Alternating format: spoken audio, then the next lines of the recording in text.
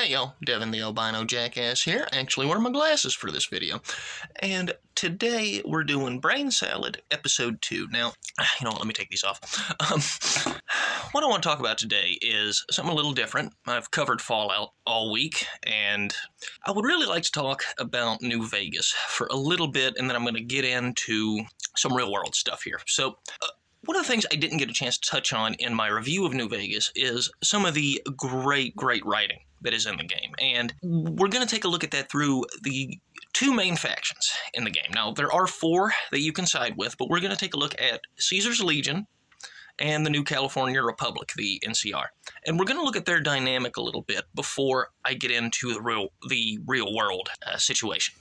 So, now in Fallout New Vegas, the NCR and Caesar's Legion are fighting over Hoover Dam, obviously. And what's really interesting is as you play the game and you interact with both of these factions, you get to see them as they present themselves and as they actually are. Excuse me. Now, the NCR is a democratic society, and I always make the comparison to America post-Civil War to about World War I. That era of American history seems to be what the NCR is going through. The Manifest Destiny expansionist phase. Think the annexation of Hawaii or the Spanish-American War and the annexation of Puerto Rico and the Philippines. That's Puerto Rico would be a good example of New Vegas. A very rich trading center, got a lot going on with the casinos and everything. And the power and the clean water provided by Hoover Dam. So both these sides want this. Now, I mentioned the NCR is democratic. It's the United States. It's the stand-in the Fallout universe for the United States. So it also has all the problems that the United States has traditionally dealt with. Congressional infighting, corruption, overextension is another big one that's really emphasized in the game. And then you have the Legion, which is a completely authoritarian, imperialist slave state, treats its soldiers like cannon fodder, but they all worship Caesar. And I think that's because Caesar is very intelligent and he's very charismatic. He united I think it was 86 or 87 tribes? 87. So, to create the Legion. And these two societies are just clearly diametrically opposed to one another. And it raises an interesting question, because I see the same sort of battle playing out in the United States right now between two very different factions, and it is not as simple as left and right. Oh, got that back. Right and left. I don't know my left from my right, guys. It is a battle between authoritarians and libertarians, and you can be right or left-wing and still be either one of those. Now, the authoritarians, the woke people, the forced diversity people, all the way up to the Klan, they're all the same group, and most of the sane people that are slightly to the left or slightly to the right or dead in the center, we kind of get drowned out by the insanity. And the media is a big part of this. Number one, the mainstream media is clearly in the tank for Democrats. You cannot argue this. For 3 years, they were talking about Joe Biden was in great shape. He had no cognitive decline. We saw at the debate and his press conference the other day. That's clearly not true. The one that really stands out to me, and the one that I cannot forgive, is during the 2020 riots. I forget, I think it was CNN, but I could be wrong about that. Had the mostly peaceful protest on the little Cayenne at the bottom of the screen. The guy's up there and the anchor's there talking, and there is a fucking building on fire in the background. That represented, I think, everything that is wrong with the media, because what that shot said, while he's talking about a mostly peaceful protest with a building on fire behind him, what he's saying is, I can tell you whatever I want, and you're too fucking stupid to know any different. That is the problem with the mainstream media. The alternative media tends to lean more to the right, and that's why these big media wigs want to control it. It's because they no longer have a monopoly on thought. That scares the living shit out of them. And people wonder, why are things so partisan now? It is directly laid at the feet of the mainstream media, and I can prove this. I'm old enough to remember the 2000 election, okay? And I wasn't very old. I was 6, maybe 7. I was born in 93, so. And I remember the aftermath of the election with Bush v. Gore and all of that. And from that point, because the left was very upset that George Bush ended up winning that election, the media went after George Bush relentlessly. And I'm not a fan of George W. Bush. Okay, you could not convince me to vote for him no matter what you did. But the way the media went after Bush, in a lot of ways, completely unjustifiably. You know, he was the worst president ever. You can go back and see Family Guy clips where they pretty much do all the same things they did Donald Trump, only it's not as extreme. Now, with the election of Barack Obama, I mean, the media was riding his dick the entire time. There's no way you can deny this. I cannot think of a single time the media, other than Fox News, because this was before the online media really took off. No one really challenged Obama. No one really criticized him in the mainstream media. Comedians didn't make jokes about him. And in 2016, there was no way Donald Trump was going to win. It was, Newsweek made the Madam President headlines. People were, Barack Obama, well, at least I will go down as a president on Jimmy Kimmel. Sorry, I had to kill a fly. Obama going on Jimmy Kimmel and reading the tweet from Trump and saying, at least I'll go down as a president. When they lost that election, it fundamentally broke them, because these people in the media, these and the Democratic Party and all these far left authoritarians, they lost their mind. And a lot of people on the right started drifting more and more into the Richard Spencer crowd. And through the media's relentless partisan dogging of George W. Bush and Donald Trump, but giving Obama and Biden a pass, is the root cause of the partisanship we see right now. Because the media went out of their way to alienate half the country. that is the main reason. Donald Trump didn't fucking help. Let's not make two ways about it here. Donald Trump's abrasive personality, his complete lack of social tact, his complete, and a lot of people like that. He doesn't talk like a politician. In a lot of ways, that is good. But in a lot of ways, that's not, because people who might be slightly to the left of center, who probably wouldn't have been thrilled with either Hillary Clinton or Bernie Sanders, look at Donald Trump and look at some of the things that he has said, and they're thinking, there's no fucking way I can vote for this lunatic. Now, in full disclosure, I voted for Donald Trump twice. Okay, I do not think he was a bad president. I think he was probably the best president of my lifetime. Now, that's a pretty low bar, but the point stands. And that really was a big point as to why I supported Trump so much, is because of the way the media went after him, in a lot of ways unjustified. Even a lot of his criminal cases right now are purely partisan. Now, and again, I mentioned this before, but Trump's abrasive personality, his inarticulate way of speaking, does not help his case. And in some cases, Trump shoots himself in the foot more than any politician I'd ever seen. But the media, I think, is mostly to blame for this climate. They have been completely unobjective for the last 20 years. They have been completely in the tank for one political party, slowly over that 20 years, alienating anyone who slightly varies off from orthodoxy. And this is dangerous. And the rise of political correctness reminds me eerily of Newspeak from 1984. The only reason anyone wants to control language is because that is how you control thought. That's it. It's not about protecting people's feelings or anything to do with any of that. It is about controlling what you think. Mika Brzezinski said on MSNBC back, and I think it was January or February of 2017, that it is their job to tell you what to think. That's how they see you. They don't see themselves as speaking truth to power. They see themselves as a new aristocratic class that is above the average common people. When our calamity came in 2008, or recently with all the inflation that's been going, the media's response has not been empathetic. It was, I never will forget, buy more Chef Boyardee. I forget which anchor said that, and I believe it was on MSNBC. It was very similar to the let them eat cake comment.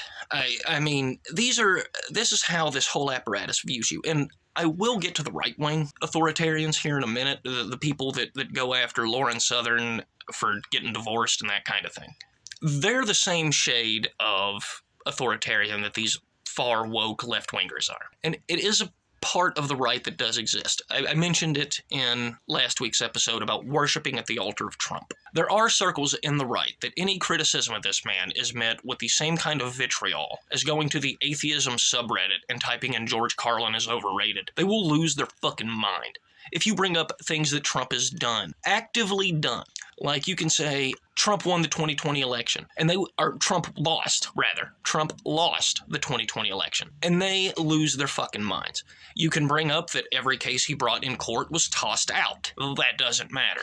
No matter what you say to them, the man can do no wrong. And that is just as as any of the woke, politically correct authoritarianism. The mainstream media backs the left-wing side. The alternative media tends to be more balanced, honestly. It tends to be better, but it does skew right. And if you go far enough into these right-wing circles, you will get to the cult of Trump. Now, I will say they are both not equally sized. There are far more authoritarians on the left than on the right.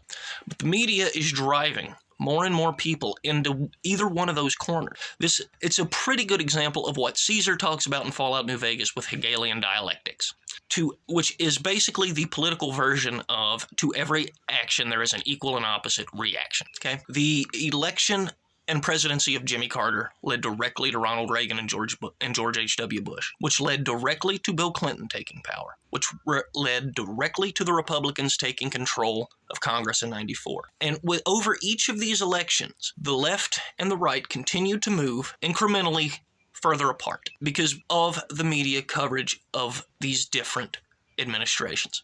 Because the liberals have had control of the media since at least the 1950s, and especially in the 60s, is really when all of this started, this whole culture war.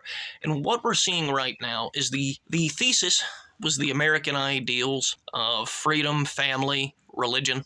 And I do say religion, but not necessarily Christianity. Faith was a huge part of this nation, whether you want to admit it or not. It's one of the things that was an underpinning unifier of the country. You might be Muslim, you might be Jewish, you might be Christian, but you had some sort of underpinning that you could agree on. Over time, this secular, atheistic, left-wing philosophy took control of the media and began eroding that under the guise of, well, we're just questioning things, which by all means is fine. If you see a report from the CIA, ask as many questions as you can in that press conference. But there comes a point where asking questions becomes an attempt to destroy. They call it deconstruction. Think of a good example of deconstructionism in a way that's not harmful would be like the anti-talk show, like Craig Ferguson or David Letterman. And more so Craig Ferguson, because he wasn't nearly as partisan as Letterman was. But the whole deconstruction of different genres of media plays into this secularistic questioning of everything mindset. But that's getting off topic. Now, when those ideas of faith, family, freedom began to erode, well, nature adheres a vacuum. So the media apparatus began to slowly drip feed in talking points from the Frankfurt School. Until now, we've gotten to the point that the mainstream media is essentially the propaganda wing of the Democratic Party, and it continues to move further left, which has caused the Republican Party to move further right. And the longer that the media continue to be the propaganda wing of the Democratic Party, the worse the partisanship is going to get. And I want to see it ended, personally. I want to go back to a time where you could talk politics without ending up wanting to kill each other by the end of it. I've got people who I vehemently disagree with on political issues, and we're still friends because most of us understand and can be adults about things. And if you look at a lot of political commentators, particularly on Twitch, number one, ignore any political commentator on Twitch. They're all idiots. But because of this extreme partisanship that it's a self-creating problem, because the more partisanship you have, the more it drives people apart. The more it alienates people, the more each side alienates more people in the middle, until eventually you end up with the conflict. The thesis is those American ideals I mentioned. The antithesis is the secular leftism that is taking hold, and the conflict is about to happen. And it is inevitable, driven by a media concerned with nothing more than profit and benefits that they can get from people in power. The alternative media has these figures as well, but it's not as pronounced because it's much harder to control. And that's why authoritarians on the left and on the right want to control the internet. When I was a kid, the internet was literally the Wild West. You could find anything on there. They want to change that, and that's not okay. We have to call out authoritarianism no matter which side of the political spectrum it comes from, because the authoritarians do not care. You could completely buy 99% of what they're selling, but you don't buy that 1%, and you're just as guilty as the people on the exact opposite side of the spectrum. And it scares me. Now, the conflict may not be a civil war type situation. It could be a couple of more years of unrest until everyone calms down. It could be something entirely different. I don't know. I'm a jackass spouting into a camera. You know, these are just my opinions and my thoughts on the world as I see it. And we got to make sure that we just cannot let that side, be it the authoritarian left or the authoritarian right, win. Because they're both equally toxic. They're both going to get a lot of fucking people killed who shouldn't be. A lot of innocent people are going to get hurt because these dumb fucks are too preoccupied smelling their own ass than actually trying to help anyone. The whole point of a government is to provide security and stability. That's it. That is your job. It's not to cradle people, or it's not to coddle people from cradle to the grave and give them everything they want. That's not the state's job. The state's job is to provide military, police, schools, roads, and the post office. That's it. Anything else, I firmly believe that people know what's best for you. And look, if you're somebody that wants to go sit at McDonald's and eat 20 hamburgers a day and smoke 4 packs, by all means, you're free to do that. But got way off topic again. But, I mean, you know, don't blame McDonald's for your health problems if you're going to do that. But anyway, I'm just so sick of the state of the media. You know, they act like, well, how did all this happen? How did we get here? It's their fault. It is their fault. And not all of it. Some of it is on people. Some of it is on us for not questioning these people enough. We need to be. Whenever you see a report of, like, take the war in Ukraine, for example. Whenever you see, like, a breaking news from Ukraine thing, wait. Don't go tweeting or posting on Facebook right away about, oh my God, did you see this? Wait. Because initial reports are always wrong. Of course, mainstream media would never admit that, but they almost always are. And the reason that they report that the way they do, knowing that initial reports are always wrong, is because it gets them clicks. It gets people talking.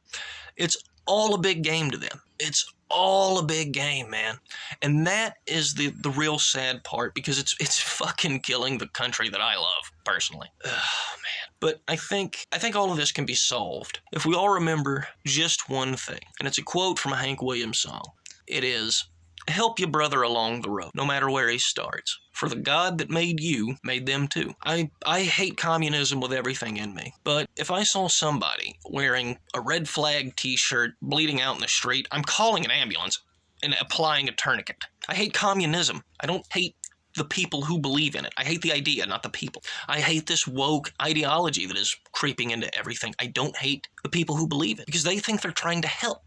The only exception to that is legitimate like Nazism, not the way that the lefties use it to describe anything they don't like. I mean, like, genuine swastika wearing, jackboot, goose stepping Nazis. They're the only ones that I look at and go, yeah, I hate your ideas and I hate you. They're the only people in the political spectrum. Them and of course, any sort of other kind of racism, the new Black Panther Party, any of that is like, yeah, I hate your ideas and I hate you. But other than anything that is not legitimately hateful should be welcomed, you know.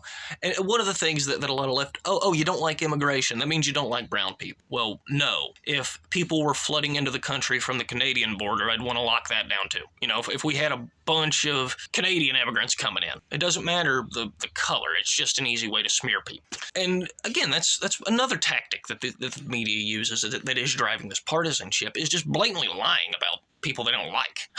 And I mean, it's got to stop. You know, it's got to stop. And the only way I think it will is just by ignoring them. Don't watch the mainstream media. Drive them out of business. That's the only way it's going to work. These people will be able to find jobs again. A lot of them are very talented, charismatic TV personalities. They'll find a job again. Because again, I don't think the journalists should be barred from polite society. But we do need to teach them a lesson. We need to say, look, you have to stop being the propaganda wing for one political party. And the same goes for you, Fox News, Daily Wire. Stop being propaganda outlets. Start being news outlets. And when you start doing that, all this crazy partisan bullshit, all this political infighting, all this chaos that we're dealing with right now will slowly start to die down. And to the people, stop attacking people who disagree with you on the internet Stop doxing people who disagree with you. Someone who disagrees with you is probably not evil. They probably want the same things you want. They just disagree on how to get there. And that's the whole point of this fucking episode, man. I realize I've covered a lot. It is a little rambling, but you know, that's my style and I'm sticking to it, man. But anyway, guys, be sure to let me know what you thought of the video. Be sure to like, share, and subscribe. I've been the Albino Jackass. Thanks for listening to me hee-haw, guys. Have a great day. Enjoy your weekend.